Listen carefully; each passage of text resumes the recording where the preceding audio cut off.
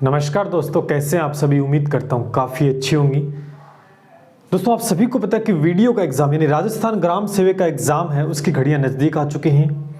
दोस्तों, आज की इस वीडियो के अंदर हम बात करने वाले हैं कि ग्राम सेवक एग्ज़ाम के जो एडमिट कार्ड है वो कब तक जारी हो सकते हैं। ये भी एक कमेंट आपके लगातार आ रहे हैं। दूसरा कि एग्ज़ाम हॉल के अंदर क्या स्ट्रेटजी होनी चाहिए। हर एग्ज़ाम को लेकर एक प्री प्लानिंग दोस्तों आपकी होती है कि किस प्रकार से हम पेपर के अंदर जब भी बैठते हैं तो किस प्रकार से हमें किस सब्जेक्ट को पहले करना है या कितने क्वेश्चंस करने होंगे, क्या मतलब एक रणनीति के तहत हमें काम करना होता है।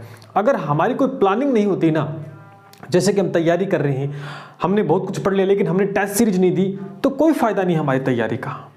उसी प्रकार से हमें इस बात का भी ध्यान होना चाहिए कि पेपर हॉल जो एग्जाम हॉल में जब बैठते तो उससे पूर्व हमारी क्या तैयारी है, यानी किस प्रकार से वहां पर अपने आप को माइंड सेट करना होगा कि किस सब्जेक्ट को कितना समय देना है, कौन से प्रश्न पहले करने होंगे, हमारा क्या सब्जेक्ट है। इस प्रकार से कुछ छोटी छोटी बातें हम बहुत ध्यान में रखनी बहुत जरूरी है, जिससे कि बहुत ज़्यादा बेनिफिट दोस्तों आपको होता है। अगर हम किसी गांव का रास्ता हमें नहीं पता है और किसी से पूछेंगे भी नहीं, सीधा मुंह उठाकर चल देंगे तो अपनी मंजिल दोस्तों नहीं मिलने वाली। ठीक उसी प्रकार से दोस्तों हर एग्जाम के लिए एक एग्जाम हॉल की स्ट्रेटजी होती है, वो आपके साथ मैं डिस्कस करना चाहता हूं। उम्मीद करता हूं कि बहुत ही बेहतरीन प्लानिंग आपके साथ शेयर करूंगा और इसका बेनिफिट भी दोस्तों आप ले पाएंगे। तो कंप्लीटली ये पूरा वीडियो देखना दोस्तों आप सभी के लिए, जितने भी वीडियो का एग्जाम दे रहे हैं। तो लाइक कर दें सबसे पहले, तो शेयर मार दें जिससे सभी स्टूडेंट तक दोस्तों पहुंच पाए, और सब्सक्राइब अभी तक नहीं किया है तो चैनल को सब्सक्राइब जरूर कीजिएगा, इससे यहाँ पर जो भी चीज़ें आपको मिलती है उसका बेनिफिट दोस्तों आप ले पाए। चलिए शुरू करते हैं। आप सभी को पता है कि वीडियो का एग्जाम है। आज कितनी तारीख है? आज दोस्तों 17 तारीख है। 17 तारीख है आज, और एग्जाम की घड़ियां बिल्कुल नज़दीक है। मान के चलो 27 और 28 तारीख है ना, 27-28 है ना, इस दिन है। तो अगर आप देखेंगे तो मैं 2 दिन नहीं मानता, मैं सिर्फ 25 तारीख ही मानता हूं मैं, क्योंकि ये 2 दिन तो आप इधर आने जाने में आपका सेंटर कहाँ पे आता है वो लगे। मैं मानता हूं कि आप 25 तारीख तक 25-12 तक दोस्तों स्टडी करेंगे। इस तारीख तक दोस्तों आप स्टडी कर सकते हैं। इसके बाद में 26-27 को आपका ट्रैवलिंग का रहेगा। अगर कहाँ पर सेंटर आता है वो एक अलग बात है। तो मैं ये मानता हूँ कि घर पर आप 25 तारीख तक रहने वाले हैं। तो आपके पास कितने दिन बच गए दोस्तों? कितने दिन बच गए? 5 ये और 3 वो, 5 और 3 यानी कहने के मतलब आपके पास दोस्तों 8 दिन है। कितने दिन है? 8 दिन है। पहली बात मैं करना चाहता हूं कि एडमिट कार्ड के बारे में। देखो, वैसे तो आपको कोई मेरे हिसाब से चिंता नहीं होनी चाहिए कि एडमिट कार्ड कब तक आएंगे। फिर भी आपको बता देता हूं कि एडमिट कार्ड है जिस हिसाब एडमिट कार्ड है 5-6 दिन पहले आते हैं, 5 से 6 दिन पहले आते हैं। तो हो सकता है कि 20 तारीख को रिलीज हो जाए या 21 को, नहीं फाइनली 22 तारीख को दोस्तों रिलीज आपके हो जाएंगे। तो इन 3 तारीख में से कोई सी भी तारीख को दोस्तों रिलीज हो सकते हैं। हो सकता है कि 20 तारीख को भी रिलीज कर दिए जाए, हो सकता है कि 21 तारीख को भी हो जाए, या 22 को तो फाइनली दोस्तों आपके एडमिट कार्ड आ जाएंगे। ठीक है, तो ये एक काम रहेगा। लेकिन सबसे बड़ी बात होती है एग्जाम हॉल। एग्जाम हॉल के अंदर में क्या करना है? ठीक है, एग्जाम हॉल की हम बात करते हैं, जो कि सबसे बेहतरीन चीज मैं आपके साथ डिस्कस करने जा रहा हूं। तो ये एडमिट कार्ड के बारे में बात होगी। तो इसमें छोटी सी बात है, इसमें कब तक जा रहे होंगे? 5-6 दिन लगते हैं, कोई भी एग्जाम क्यों ना हो। अगर हम एग्जाम हॉल की बात करते हैं, एग्जाम हॉल की बात करते हैं, आपका एग्जाम कहीं पे भी है, इस एग्जाम में सबसे एक नोटिस करने वाली बात रहेगी, वो रहेगी नेगेटिव मार्किंग। जब भी आप एग्जाम हॉल में जा रहे हो तो नेगेटिव मार्किंग है या नहीं। जब भी आपके पास पेपर आता है तो उसके ऊपर इंस्ट्रक्शंस लिखे दोस्तों होते हैं, आपको बड़े ध्यान से पढ़ना है।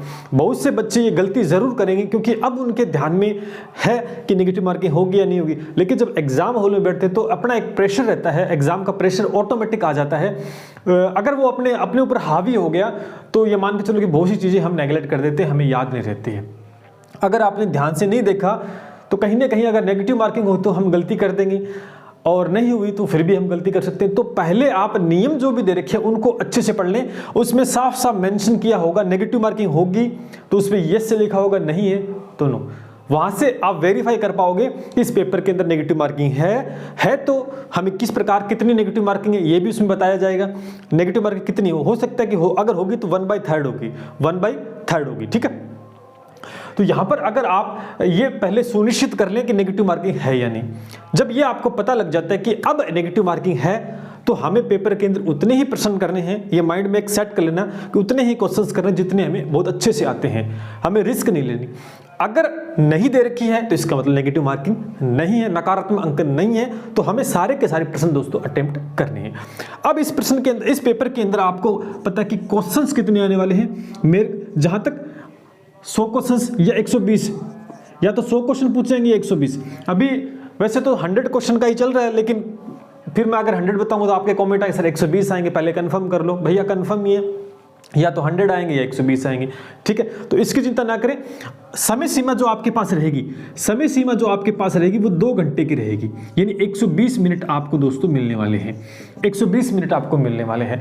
अब आपने कितनी तैयारी की, किस एफर्ट से आपने तैयारी की है, एग्जाम हॉल में किस प्रकार से क्या करते हो। तो सबसे बड़ी बात आपको पता है कि एक तो इंडिया का आपके पहला जो नंबर है वो इंडिया का आने वाला है, ठीक है, इंडिया का जीके आएगा। उसके बाद में वर्ल्ड का भी दोस्तों आने वाला है और राजस्थान का भी जीके आने वाला है, राजस्थान का भी जीके आएगा, आप सभी को पता है। उसके बाद में दोस्तों करंट अफेयर का भी सेक्शन दोस्तों पूछा जाएगा। उसके बाद में दोस्तों रीजनिंग भी आपसे पूछी जा रही है, उसके बाद में मैथ भी आपसे पूछी जा रही है, हिंदी भी आपसे दोस्तों पूछी जा रही है, और आपसे यहाँ पर हिंदी के बाद इंग्लिश भी सब्जेक्ट आपसे पूछा जाएगा, एक कंप्यूटर। कुल मिला के इतने सब्जेक्ट आपके सिलेबस में है, ठीक है।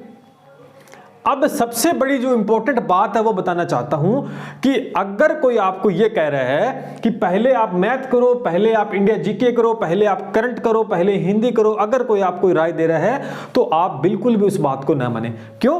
क्योंकि वो अपने, उसका पॉइंट ऑफ व्यू अलग है, वो अपने पॉइंट ऑफ व्यू से जो बात को एक्सप्लेन कर रहा है। लेकिन आपकी तैयारी किस प्रकार की है, आपका अच्छा सब्जेक्ट कौन सा है जिसमें आपकी बहुत ही बेहतरीन पकड़ है, जिसमें अगर आपकी मैथ बहुत ज़्यादा अच्छी है, आपको कॉन्फिडेंस है कि आप मैथ के क्वेश्चंस बहुत कम समय के अंदर जल्दी से जल्दी सोल्व कर पाओगे, तो मैं कहना चाहूँगा कि आप मैथ सोल्व करें। अगर आपका राजस्थान जीके बहुत अच्छा है तो आप राजस्थान जीके पहले करें, आपके अकॉर्डिंग ही आपको पेपर को सोल्व करना है। ऐसा नहीं कि मैंने बोल दिया कि आप हिंदी करें, मैथ करें, इंग्लिश करें। अगर किसी बच्चे की मैथ वीक है और उसे बोल दें कि तू मैथ कर ले, पहले मैथ स्टार्ट कर देने जाते ही, तो उसकी मैथ तो पहले से ही कमजोर है, तो कहीं ना कहीं वो गलत क्वेश्चन करेगा और जैसे उसको प्रश्न नहीं आएंगे, वो टाइमिंग भी काफ़ी ज़्यादा ले लेगा, शुरुआत के अंदर टाइमिंग भी ज़्यादा ले लेगा, इस वजह से टाइम भी ज़्यादा चला जाएगा, क्वेश्चंस भी ज़्यादा सही नहीं कर पाएगा, कहीं ना कहीं उसको दोस्तों पेपर के अंदर लॉस हो जाएगा। तो पहले बता देता हूं, किसी की बातों में आपको नहीं आना है कि आपका सब्जेक्ट कौन सा बेटर, आप किस सब्जेक्ट में अपना बेस्ट दे सकते हो, सबसे पहले वो ही सब्जेक्ट करें, ये आपके सामने है। अगर आप हिंदी अच्छा कर सकते हैं तो हिंदी सबसे पहले करें, राजस्थान जीके अच्छा कर सकते हैं तो राजस्थान जीके अच्छा करें। पहली बात तो ये होगी, ठीक है। दूसरी बात, अगर आप देखेंगे इसके अंदर कि राजस्थान जीके, यहां पर सारा पोर्शन जीके, लेकिन कैलकुलेटिव अगर चीज देखें तो एक आपके सामने रीजनिंग है और दूसरी आपके सामने दोस्तों मैथ है। अगर ऑल ओवर बाकी देखा जाए तो ये दो ही सब्जेक्ट आपके पास है जिसके अंदर आपको कहीं ना कहीं पेन चलाने की आवश्यकता है, थोड़ा रफ काम करने की आवश्यकता है। अदरवाइज बाकी में आपको टिक ही करना है ना, बाकी के अंदर आपको दोस्तों टिक करना है। तो इस हिसाब से दोस्तों आप एक प्लानिंग करें अपने सब्जेक्ट के अकॉर्डिंग कि आपकी मैथ वीक है या हिंदी वीक है या इंग्लिश वीक है। जो सब्जेक्ट आपका कमजोर है, जिसमें आपको डर लग रहा है, होना तो नहीं चाहिए, आपकी तैयारी बहुत अच्छी होनी चाहिए, अगर कहीं ना कहीं ऐसी चीजें हैं तो उसको आप अंतिम समय में करें। सबसे पहले वो सब्जेक्ट करें जिसमें आप प्रश्न सही कर पाते। इससे फायदा क्या होगा? इससे फायदा ये होता है कि आपने शुरुआत के अंदर ऐसा सब्जेक्ट चूज किया जिसमें आप अपना बेस्ट दे सकते हैं, आपके क्वेश्चन सही होते जाएंगे, अंदर से आप मोटिवेट भी होंगे, आपको अंदर एक पॉजिटिविटी, एक एनर्जी आपके अंदर आएगी। इससे फायदा भी दोस्तों ये होता है मन में कि हाँ मेरे क्वेश्चन सही हो रहे हैं, तो आप ज्यादा से ज्यादा क्वेश्चन सही कर पाओगे। शुरुआत में ही आपके गलत होने लग जाते हैं तो कहीं ना कहीं डिमोटिव आप हो जाओगे, पेपर आता हुआ भी आप गलत कर दोगे। तो ये गलती बिल्कुल भी ना करें, अपने अकॉर्डिंग ही सबसे पहले करना स्टार्ट करें, ठीक बात है। अब देखिए एक और बात, एक चीज ये होती है कहीं ना कहीं बहुत से अलग अलग बच्चे अलग अलग गलतियां करते हैं, मैं बता देता हूं। अब कई बच्चे कहते हैं कि पीछे से स्टार्ट कर देते हैं पेपर करना, कई आगे से, कई बीच में से, है ना, सब्जेक्ट चूज कर लेते हैं। मेरा मानना यह है कि पेपर को शुरुआत से करना स्टार्ट करें। पहले कौन सा सब्जेक्ट दे रखा है, हो सकता है कि पहले मैथ दे दे, मेरे हिसाब से देगा नहीं, मैथ अंतिम समय में देगा, कहीं ना कहीं देगा। मैथ शुरुआत के अंदर शायद नहीं होगी, मैथ अंतिम समय में आपको देखने को मिलेगा, अंतिम पेज पर। तो शुरुआत के अंदर पहले पेज से स्टार्ट करना शुरू करें। इससे एक फायदा होगा कि कई बार बीच में से स्टार्ट कर देते हैं, फिर हम OMR भरते हैं, फिर OMR भरने के अंदर हम बहुत बड़ी गलती दोस्तों उस समय कर देते हैं, क्योंकि कहीं ना कहीं हमने शुरुआत इस प्रकार से की है, फिर थोड़ा जल्दबाजी के अंदर समय भी हमारे पास, समय सीमा भी हमारे पास 2 घंटे है, तो इसी के अंदर हमें सोल्व करना है, ठीक है।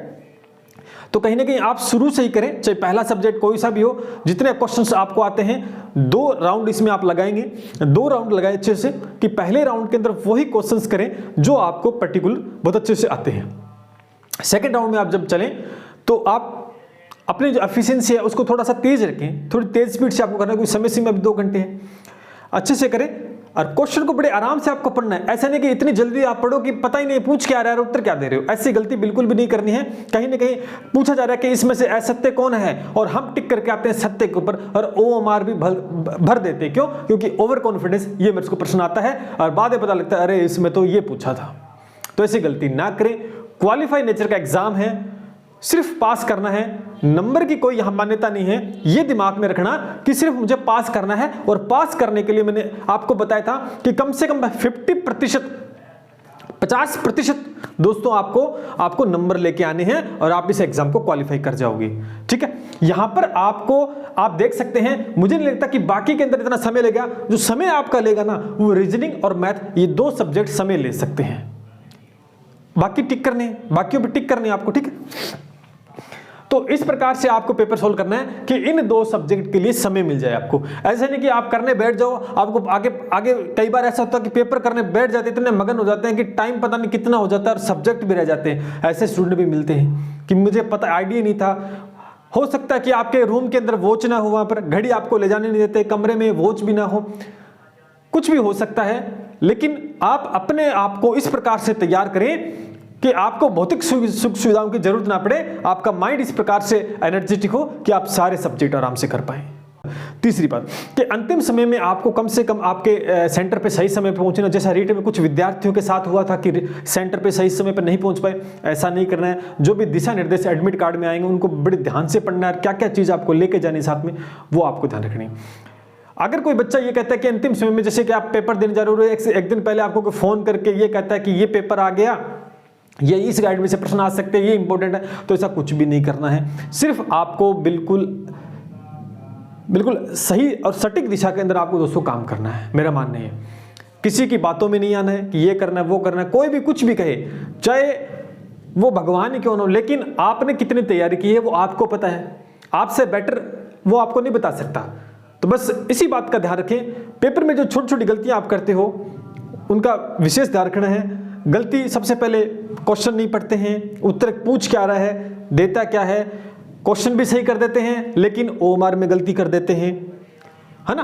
प्रश्न का नंबर नहीं देखते, ध्यान से पढ़ते, OMR में गलत फिल कर देते हैं। तो ऐसा नहीं करना है आपको। जब भी OMR भरे, और एक गलती ये भी ना करें, कई बच्चे क्या करते हैं, पूरा पेपर सोल्व कर लेते हैं और OMR के हाथ भी नहीं लगाते, पूरा पेपर OMR, फिर कहते हैं कि फिर एक साथ सारे के सारे ऑप्शन भरूंगा। अरे ऐसा करोगे तो गलती होना बिल्कुल निश्चित है, बिल्कुल 1 से 2 प्रश्न आप गलत भरोगे। ऐसा नहीं, आपने एक सब्जेक्ट जैसे मैथ के 10 क्वेश्चन कर लिए, 15 कर लिए, तो आप मैथ के नंबर वाइज देके कौन से नंबर पे ऑप्शन है वहां पर मैथ के 15 क्वेश्चन भर दें। उसके बाद हिंदी है, जीके, ऐसे ऐसे एक सब्जेक्ट को करते जाओ और OMR को भरते हो। ऐसे नहीं कि एक साथ आपने भर दिए सारे के सारे। ऐसा करोगे तो गलती होना दोस्तों लाजमी है। ये कुछ छोटी छोटी बातें मैंने आपके साथ शेयर की, और यही बातें हैं जो आपको वहां पर सफल बना सकते हैं अगर इन बातों का विशेष ध्यान रखा जाए, और यही गलतियां आपको नीचे ला सकती है। तो आपको करना कि क्या करना, एग्जाम हॉल के अंदर, पेपर के अंदर, पेपर को अपने ऊपर हावी मत होने देना। पेपर जब आए आपके सामने तो आप पेपर के ऊपर हावी हो जाओ। इस प्रकार की आपकी सोच, इस प्रकार की पॉजिटिव एनर्जी आपके अंदर रहनी चाहिए, जिससे कि बिल्कुल भी दबाव आपके पास नहीं होना चाहिए। बस सकारात्मक ऊर्जा के साथ आपको पेपर देना है। एक ध्यान रखना, पेपर पास करना है, नंबर कितने आते हैं कोई मैटर नहीं करता, इसका मतलब दबाव तो होना ही नहीं चाहिए। उम्मीद करता हूं जो बात मैंने आपको बताई आप अच्छे से समझे होंगे। अब भी इस भर्ती को लेकर, इस पेपर पैटर्न को लेकर कहीं पे भी डाउट अगर आपको लगता है तो कमेंट सेक्शन में पूछ सकते हैं। मैं उम्मीद करता हूं कि आपको मैं बहुत अच्छे से एक्सप्लेन कर पाया। एडमिट कार्ड जल्द आपके 20, 21, 22 को फाइनली जारी कर दिए जाएंगे, इन 3 तारीख से अंदर अंदर। चलिए दोस्तों, मिलते हैं इसी के साथ। जय हिंद, जय भारत।